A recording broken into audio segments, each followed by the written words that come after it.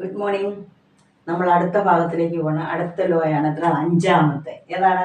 Dividing powers with same exponents. നമ്മൾ multiplying powers with same exponents കണ്ടു. അതായത് base വ്യത്യാസവും പവേഴ്സ് സെയിമും. അത് മൾട്ടിപ്ലിക്കേഷൻ വന്നു. അതെന്തായിരുന്നു? a raised to m into b raised to m is equal to a into b അല്ലെങ്കിൽ a b the whole raised to m എന്ന് കണ്ടു. അങ്ങനെയാണെങ്കിൽ അതിന്റെ ഡിവിഷൻ വരുമ്പോൾ എന്തായിരിക്കും? നോക്കിയേ, a raised to m by b raised to m എന്നാണെങ്കിൽ ഇങ്ങനെ വേണേൽ എഴുതാം.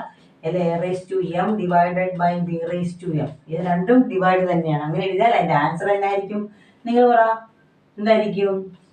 a by b the whole raised to m. എയും ബിയും കൂടെ ഡിവൈഡ് ചെയ്യുക, the whole raised to m. അതായത്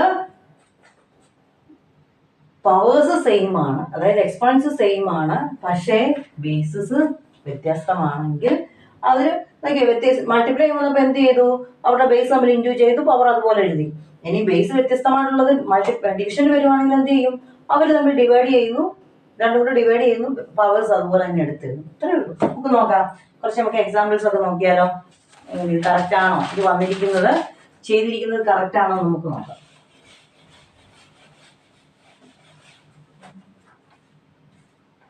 ഇതുണ്ടോ? 2 raised to 4 by 3 raised to 4. ഇപ്പൊ 2 raised to 4 എന്ന് പറഞ്ഞാൽ എന്നാണ്? 2 എത്ര ടൈംസ്? 4 ടൈംസ്. ഞാൻ എഴുതിയേ. ഇനി 3 എത്ര ടൈംസ്? അതും 4 ടൈംസ്. കേട്ടോ? 2ഉം 4 ടൈംസ്, 3യും 4 ടൈംസ്. അപ്പൊ ഞാൻ എഴുതുവാണ്. അപ്പൊ 2 എത്ര പ്രാവശ്യം ഉണ്ട്? 4 ഉണ്ട്. അപ്പൊ ഞാൻ 2/3, ഇത് രണ്ടും, അതായത് ഇത് ഓരോന്നും ഓരോ 2/3 ആ. ഇവിടെ അങ്ങനെ എഴുതാം അല്ലേ? നിങ്ങൾക്കൊന്ന് മനസ്സിലാക്കാൻ വേണ്ടി എഴുതാം. ഇതിൽ നമുക്ക് നമ്മൾ മൾട്ടിപ്ലിക്കേഷൻ എഴുതിയപ്പോൾ നമ്മൾ എഴുതി ഓർക്കുന്നുണ്ടോ ഓരോന്നായിട്ട്? അപ്പൊ ഇതൊരു 2/3 ഇൻറ്റു 2/3 ഇൻറ്റു 2/3 ഇൻറ്റു 2/3. അതായത് 2/3 എത്ര പ്രാവശ്യം ഉണ്ടെന്ന്? 4 പ്രാവശ്യം ഉണ്ട്. മനസ്സിലായോ? ഇപ്പൊ നമ്മുടെ ഫോർമുല വന്നില്ലേ? അതായത് 2 raised to 4 by 3 raised to 4. അതായത് ഇതിപ്പം ഡിവിഷൻ വന്നാൽ, ബേസ് വ്യത്യസ്തമായിട്ടുള്ളത് ഡിവിഷൻ വന്നാൽ, പവേഴ്സ് സെയിം ആണെങ്കിൽ എന്തെഴുതാനാ പറഞ്ഞത്? നമ്മുടെ ഫോർമുല വെച്ചിട്ട്, ഫോർമുല എവിടെ എഴുതട്ടെ? a raised to m by b raised to m is equal to a by b the whole raised to m എന്ന്. ഇങ്ങനെ വന്നു കഴിഞ്ഞാൽ എന്നാ എഴുതിയാൽ മതി? ഇതുണ്ടോ? ബേസ് വ്യത്യാസം, പക്ഷെ പവേഴ്സ് സെയിം ആണെങ്കിൽ നമ്മൾ എയും ബിയും കൂടെ അങ്ങോട്ട് എഴുതുക. a2 b3 the whole raised to power അങ്ങോട്ട് എഴുതുക. ഇത്രയും കിടന്ന് എക്സ്പ്ലെയിൻ ചെയ്യേണ്ട ആവശ്യമൊന്നും ഇല്ല. മനസ്സിലായോ? അങ്ങനെയാണെങ്കിൽ നമുക്ക് അടുത്തതുകൂടെ നമുക്ക് ഇതുപോലെ തന്നെ എഴുതി നോക്കാം. എന്നിട്ട് നമുക്ക് കുറച്ച് എക്സാമ്പിൾസ് ചെയ്യാം കേട്ടോ. അടുത്ത തന്നെയാണ് a raised to 3 by b raised to 3. അത് ഞാൻ എങ്ങനെ എഴുതും? a എത്ര ടൈംസ് ഉണ്ട്? 3 പ്രാവശ്യം. b എത്ര ടൈംസ് ഉണ്ട്? 3 പ്രാവശ്യം. അപ്പൊ ഓരോ പ്രാവശ്യം ഞാൻ a by b ഓരോ പ്രാവശ്യം എടുക്കുക, ഓരോരുത്തരെ പെയർ ചെയ്തെടുക്കുക. a by b by a by b ആണല്ലോ. അതിൻ്റെ അർത്ഥം എന്താണ്? a by b എത്ര തവണയുണ്ട്? 3 ടൈംസ്. അല്ലെങ്കിൽ നമ്മുടെ ഫോർമുല ഉപയോഗിച്ചാൽ, നമ്മുടെ ഫോർമുല ഏതാണ്? എത്രാമത്തെയാണ്? 5ാമത്തെ ഫോർമുല നമ്മളിപ്പോൾ പഠിച്ചു. നമുക്ക് എല്ലാം കൂടെ ഒന്ന് എഴുതി നോക്കണം, മറന്നോന്ന് അറിയണ്ടേ? 5ാമത്തെ ഫോർമുല വെച്ചാൽ എന്താണ്? ബേസ് വ്യത്യസ്തവും പവർ സെയിമും ആണെങ്കിൽ എന്ത് ചെയ്താൽ മതി? 2 ബേസിനെ ബൈ ചെയ്തിട്ട് അതിന്റെ പവർ അതുപോലെ എടുത്ത് എഴുതിയാൽ മതി. ഇപ്പൊ ചെയ്ത ആൻസർ തന്നെ കിട്ടിയില്ലേ മക്കളെ? ഇത്രയേ ഉള്ളൂ. അപ്പൊ നമുക്ക് ഇത് 2-3 എക്സാമ്പിൾസും കൂടെ ചെയ്തിട്ട് നമുക്ക് അടുത്തതിലേക്ക് പോവാം. ഓക്കെ, എക്സാമ്പിൾസ് ഇതൊക്കെയാണ്. 4 raised to 5 divided by 3 raised to 5. അത് ഞാൻ question എഴുതിയിട്ടെ. 2 raised to 5 divided by b raised to 5 minus 2 the whole raised to 3 divided by b raised to 3 p raised to 4 divided by q raised to 4 5 raised to 6 divided by minus 2 the whole raised to 6. ഈ വന്ന കേസിലൊക്കെ ഉണ്ടല്ലോ, ഒന്നും divide ചെയ്യാൻ പറ്റാത്ത സംഖ്യകളാണ്. ഇപ്പൊ ഞാൻ പറയണേ, ഞാൻ വെറുതെ ഒരു എക്സാമ്പിൾസ് കാണിക്കാം. ഇപ്പൊ 10 raised to 2 by 5 raised to 2 ആണെങ്കിൽ നമ്മുടെ ഫോർമുല വെച്ചിട്ട് എന്ത് നമ്മൾ എഴുതും? ബേസ് വ്യത്യാസമല്ല. അപ്പൊ എന്നാ എഴുതും? a by b the whole raised to 2. വേണേ ബേസ് ഒന്ന് വെട്ടിക്കളയാമല്ലോ, 5. അപ്പൊ ആൻസർ എന്നാ വരും?